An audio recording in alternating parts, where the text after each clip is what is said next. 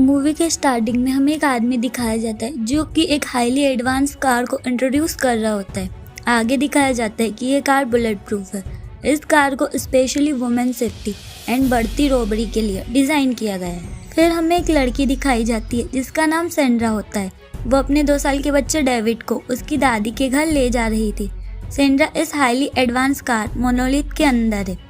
ये कार उसे उसके हस्बैंड ने गिफ्ट दी है। सेंड्रा एक बहुत अच्छी सिंगर थी, लेकिन डेविड के पैदा होने के बाद वो सिंगिंग छोड़ देती है। इस कार में एक एआई होता है जो अपने पास सारा डेटा रिकॉर्ड करके रखता है और इसी डेटा से उसे पता चलता है कि पिछली बार उसके हस्बैंड के साथ 3 लोग और थे और उसमें एक लड़की भी थी। इस बात से सेंड्रा को अपने हस्बैंड पर शक होता है। इसके तुरंत बाद वो अपने हस्बैंड को कॉल करती है। उसका हस्बैंड एक होटल रूम में रुका हुआ है। वहाँ पर उसे प्लेन की आवाज़ भी सुनाई देती है, यानी कि उसका हस्बैंड कार्ल इस टाइम एयरपोर्ट के आसपास रुका है। अब कार्ल उसकी वाइफ सेंड्रा को बताता है कि वो कार को अपने मोबाइल में एक ऐप मोनोलिथ से भी कंट्रोल कर सकती है। और उसी समय कार्ल के दरवाजे पर कोई दस्तक देता है। तभी कार्ल कॉल कट कर देता है। इससे सेंड्रा को कार्ल पर और भी ज़्यादा शक होता है। इसके बाद सेंड्रा एक गैस स्टेशन पर रुकती है। यहाँ ये अपने लिए और डेविड के लिए खाने का कुछ सामान लेती है और डेविड के लिए एक स्वेटर भी लेती है। अब हमें यहाँ पता चलता है कि डेविड को अस्थमा है। और इसके बाद वो बिल पे करती है तो वो देखती है कि टीवी में एक कार्टून चल रहा है। उस कार्टून में एक लोमड़ी एक तिजोरी का लॉक खोलने के लिए उसे पहाड़ी से नीचे गिरा देती है और उसके बाद लॉक खुल जाता है। इसके बाद कोई सेंड्रा की कार को छेड़ रहा था, तब वो अपने मोबाइल से अपनी कार को लॉक कर देती है। इसके बाद एक आदमी आता है, वो इसका फैन होता है। वो दोनों बातें करने लग जाते हैं। तभी उसका बेटा डेविड कहीं गायब हो जाता है। सेंड्रा बहुत डर जाती है। डेविड बाहर लड़कियों के ग्रुप के साथ खेल रहा था। अब वो डेविड को लेकर अपनी कार में बैठकर चली जाती है। ये बहुत खुश थी क्योंकि उसको अपना एक फैन मिला था। अब ये सब शेयर करने के लिए वो अपनी फ्रेंड जेसा को कॉल करती है। वो वीडियो कॉल में देखती है कि उसकी फ्रेंड एक होटल में और उसके साथ कोई और भी है जो अपना चेहरा नहीं दिखाता। इसी दौरान जेसा के पीछे से भी एक प्लेन गुजरता है। इसके बाद सेंड्रा को पूरा शक हो जाता है कि उसके हस्बैंड कार्ल और उसकी फ्रेंड जेसा के बीच कुछ ना कुछ जरूर चल रहा है। वो अब अपने हस्बैंड कार्ल को कॉल करती है, लेकिन कार्ल उसका कॉल नहीं उठाता। वो समझ जाती है कि उसका हस्बैंड उसे चीट कर रहा है। अब वो डेविड की दादी के घर तक पहुंच चुकी है, लेकिन वो घर के अंदर न जाती हुई उसी तरफ जाती है जहां पर कार्ल उस होटल में रुका है, ताकि वो सच का पता लगा सके। काफ़ी आगे पहुंचने पर इसकी कार का एआई से बताता है कि आगे बहुत ट्रैफिक है। अब सेंड्रा शॉर्टकट लेकर कच्चे रास्ते से आगे जाने लगती है। कुछ ही देर बाद रात होने लगती है और वो और भी ज़्यादा टेंशन में हो जाती है। इस वजह से वो सिगरेट पीती है। सिगरेट के धुएं से कार में अलार्म बज जाता है। वो इन सब से परेशान होकर कार का एआई सिस्टम बंद कर देती है। इस धुएं से डेविड को खांसी आती है। इससे सेंड्रा डेविड को देखकर अपनी सिगरेट बाहर फेंक देती है। वो जानती है कि डेविड को अस्थमा है। वो जब डेविड को चुप कराने लगती है तो उसके सामने एक हिरन आ जाता है और उस हिरन का उस कार से एक्सीडेंट हो जाता है, जिससे हिरन कार के नीचे ही दब जाता है। अब सेंड्रा उस हिरन को बाहर निकालने के लिए कार से बाहर आती। इसी समय उसका बुरा वक्त शुरू हो जाता है, क्योंकि कार से बाहर निकलते टाइम ये अपना फ़ोन अपने बेटे को गेम खेलने के लिए दे आती है। लेकिन इसका बेटा डेविड गेम खेलने की बजाय इसका वोल्ट मोड ऑन कर देता है, जिस वजह से ये कार अब अंदर से लॉक हो जाती है। अब सेंड्रा इस कार को खोलने की पूरी कोशिश करती पर वो नहीं खुलती। एक बार इस कार का वोल्ट मोड ऑन होने पर इस कार को कोई भी नहीं खोल सकता। अब वो अपने बेटे डेविड को इशारे में समझाती है कि वो इस फोन का वोल्ट मोड ऑफ कर दे, लेकिन डेविड अभी बहुत छोटा है। वो सेंड्रा की बात नहीं समझ पाता और गलती से डेविड के हाथ से फोन नीचे गिर जाता है। अब सेंड्रा समझ जाती है कि वो बहुत बड़ी मुसीबत में फंस चुकी है। अब वो इस कार की खिड़की को तोड़ने के लिए एक बड़ा पत्थर उठाती है, लेकिन ये कार बुलेट प्रूफ होती है, जिस वजह से इसके कांच को एक भी खरोंच नहीं आती। पत्थर के टकराने की वजह से इस कार का अलार्म बज जाता है, जिस वजह से डेविड रोने लगता है। सेंड्रा डेविड को चुप कराने की कोशिश करती है और कुछ देर बाद डेविड चुप हो जाता है। अब हमें दिखाया जाता है कि सेंड्रा को एक पावर हाउस दिखता है।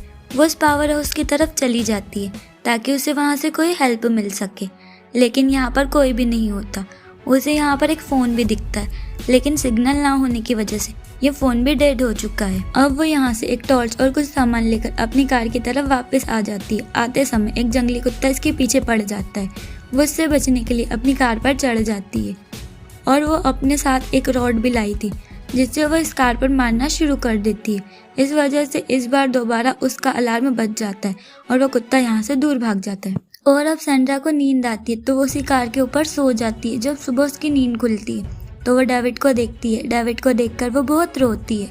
अब हमें पता चलता है कि रेगिस्तान में, और रेगिस्तान का टेम्परेचर बहुत हाई होता है, और सैंड्रा ने आते समय डेविड को मोटा स्वेटर भी पहना दिया था। यहाँ रेगिस्तान भी था और कार चारों तरफ से लोग भी थी, इस वजह से डेविड को गर्मी लग रही थी। अब सैंड्रा अपनी टी शर्ट उतार कर सन को कवर कर देती है, जिससे डेविड को थोड़ी सी राहत मिले। सैंड्रा को याद आता है कि आते समय उसे एक एयरपोर्ट का बोर्ड दिखा था। अब वो सोचती है कि किसी तरह वो उस एयरपोर्ट तक पहुंच जाए तो शायद उसे वहां से कोई हेल्प मिल सके, तो वो आगे की तरफ जाना शुरू कर देती है। यहाँ गर्मी बहुत है, इस वजह से उसे धूप बहुत लगती है। कुछ देर चलने के बाद उसे एक छोटी सी नदी दिखाई देती है। वो उस नदी के पास जाती है। इस नदी का पानी पीने लायक तो नहीं होता, लेकिन उसने कल रात से पानी की एक बूंद भी नहीं पी, इसलिए वो ये पानी पी लेती है। अब वो रेगिस्तान की मुसीबतों को झेल कर उस एयरपोर्ट तक आ ही जाती है, लेकिन यहाँ पर एक ही प्लेन था, वो भी खराब था। फिर सैंड्रा इस प्लेन के रेडियो को चेक करती है, अब वो भी खराब होता है। इसके बाद यहाँ रखी शराब से आग जला देती है ताकि कोई इसकी हेल्प कर सके, लेकिन यहाँ दूर दूर तक कोई नहीं रहता। अब वो वापस अपने बेटे डेविड के पास आ जाती है। यहाँ वो देखती है कि डेविड का चेहरा लाल हो चुका है और वो बेहोश है। सैंड्रा बहुत डर जाती है। वो अपने साथ जो पानी लेकर आई थी उसे कार के ऊपर डाल देती है कार को ठंडा करने के लिए, लेकिन इससे कोई फायदा नहीं होता। उससे डेविड की हालत नहीं देखी जाती, इसलिए वो दोबारा से कार के कांच को तोड़ना शुरू कर देती, लेकिन कुछ फायदा नहीं होता। वो हताश होकर नीचे बैठ जाती है। इसके बाद हमें दिखाया जाता है इस घटना को पूरा 1 साल हो गया। अब सैंड्रा अपने हस्बैंड कार्ल के साथ इसी जगह आती है और बहुत रोती है। तभी कार्ल उसे कहता है कि हमारा बेटा तुम्हारी वजह से ही मरा और तुम ही उसकी कातिल हो। और तभी सैंड्रा की आँख खुल जाती है। यानी सैंड्रा बस एक बुरा सपना देख रही थी। अब सैंड्रा कार के बाहर से देखती है और डेविड भी हिल डुल रहा था। वो समझ जाती है कि डेविड अब भी जिंदा है। ये देखकर सैंड्रा एक राहत की सांस लेती है। एक बार फिर वो जंगली कुत्ता इसके पास आ जाता है। वो उस कुत्ते को उस हिरन की बॉडी निकाल कर देती है, लेकिन जब वो हिरन की बॉडी निकालती है तो उसकी कार पीछे की तरफ चलने लग जाती है। सैंड्रा इस कार को रोकने की बहुत कोशिश करती है।